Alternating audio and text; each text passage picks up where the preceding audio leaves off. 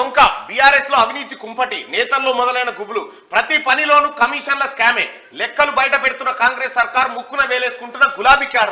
క్యాడరే పరిచయం అవుతున్నారు ఇంత విధ్వంసం చేసిరా సాగునీటి ప్రాజెక్టుల్లోనే కాదు సాధారణ పనుల్లోనూ అంతే ఫార్ములా రేస్ కోసం కోట్లల్లో చెల్లించిరిగో అయ్యా కొడుకులు పెద్ద దోపిడిదారులు లూటర్స్ చీటర్స్ మాజీ సీఎం కేసీఆర్ సాగించిన 10 ఏళ్ల పాలనలో పాపాల పుట్ట ఒక్కొక్కటిగా బద్దలవుతూ వస్తోంది ఇన్నాళ్ళు ఇటు ప్రజలకు అటు పార్టీ శ్రేణులకు మభ్యపెడుతూ వచ్చిన కేసీఆర్ కాక పప్పులు ఇంకా ఉడికే పరిస్థితి లేదు అధికారంలోకి వచ్చిన కాంగ్రెస్ సర్కార్ కేసీఆర్ సాగించిన అవినీతి దమనకాండపై ఒక్కో శ్వేతపత్రం విడుదల చేస్తూ వాస్తవాలన్నింటినీ ప్రజల ముందుంచారు కేసీఆర్ అండ్ కో కమిషన్ల కోసం చేసిన పాపాలు అన్ని ఇన్ని కావు పేరుకు ప్రజలకు సంక్షేమ పథకాలంటూ కాకమ్మ కబుర్లు చెప్తూ వారు మాత్రం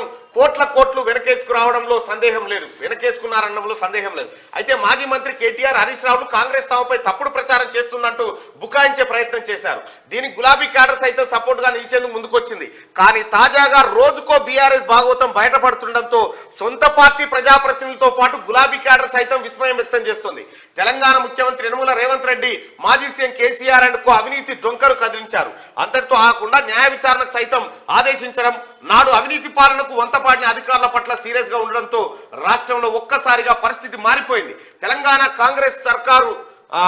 కేసీఆర్ అవినీతిని ఆధారాలతో సహా లాగడమే కాకుండా వీళ్ళని లోపటేసి మెత్తగా 4 అంతే ఏమేమి చేసిరో మొత్తం బయటకు వీళ్ళు చేసింది విధ్వంసమే అబ్బా రైట్ గా కేసీఆర్ తెలంగాణను ఏం చేశాడంటే కేసీఆర్ తెలంగాణను నాశనం చేశాడని 194% మంది చెప్తున్నారు తెలంగాణను ఏం చేసిండు కేసీఆర్ అంటే నాశనం చేసిండని చెప్తా ఉన్నాడు కేసీఆర్ అంటోనికి నిజంగా ఏమాత్రం శరం ఉన్నా ఏమాత్రం బుద్ధి అనిపించినా చేసిన తప్పును ఒప్పుకోవాలి ఆ కొట్టేసిన 6 లక్షల కోట్లు కట్టాలి